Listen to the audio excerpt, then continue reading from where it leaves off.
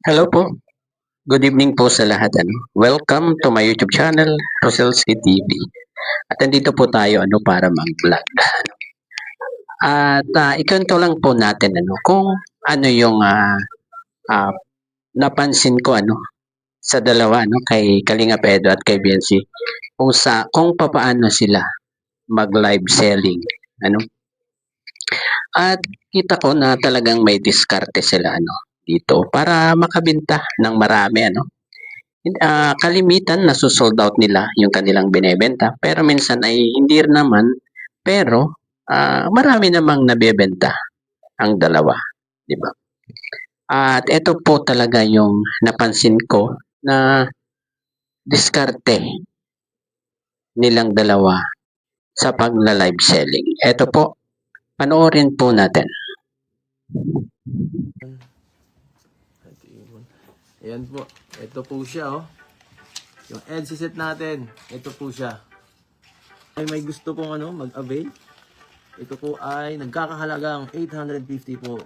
Meron na kayong necklace at saka may kasama pa ang earrings. Ayan, 44 pieces lang po yan, guys. Paunahan na lang. Oh, shout out po kay Mami K Vlogs. 1 EDC set yun. Thank you so much po, Mami K. Napakabait niyo po. Highway Stalker. Nagbasa si Habi, guys. Ayan ka, mag-effect ka muna. Ayan. Okay na. Shoutout, Ma'am Yerna. Hello po. Dito sa kabila. Dito tayo nakikita. Ito po siya, oh. Ganda ng Yes. Independent Bagay na bagay. Sige na, manonood na ako dito. Manonood na sa gilid. Ikaw na muna dyan. 5 minutes ka muna. 5 minutes ka muna dyan magbara. Hindi mo ginagamit yung boses mo. Ako lagi dito. Ayan, Sa mga guys. gusto po nito, mine na po. Type nyo po, EDC set. Ganito po yung mga nakikita ko sa mga Indian movies. Ganito, guys. Yung mga ikakasal kung ano sa mukha. Guys, kung trip nyo yung mga ganong klase, bagay na bagay ito. Kolektahin nyo itong mga velvet box collection. Shout out po. Sutin ko nga ito. Yan po yung earrings. Ganito po ang itsura. Kaya nga. Oh my goodness. Serious. Grabe. Nakakadagdag ganda mo. Totoo yan. Ayan o. Sinuot ko na rin para po match-match. Tsaka sa mga nagmamain po. At ayun po guys, yun ang diskarte ng dalawa, di ba? Habang nagsasalita si Kalinga Pedro, si Biancy naman ay nagmo-model ng kanyang product na ibinibenta. Grabe naman tong dalawang ito, At minsan hindi man ma-sold out, 'di ba? Pero marami ang nabebenta, 'di ba? At ito ay ginawa natin na in-slow mo natin ng konti para mapanood ninyo ng matagal-tagal itong dalawang ito kung anong mga diskarte nila, 'di ba? Ito po, panoorin po na.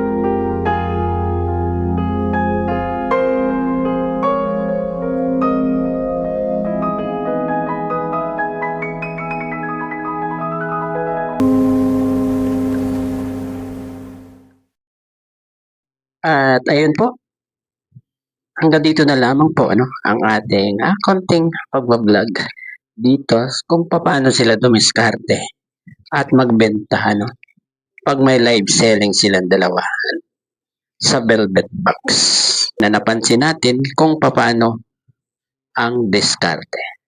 Bye-bye. God bless po sa lahat. Peace.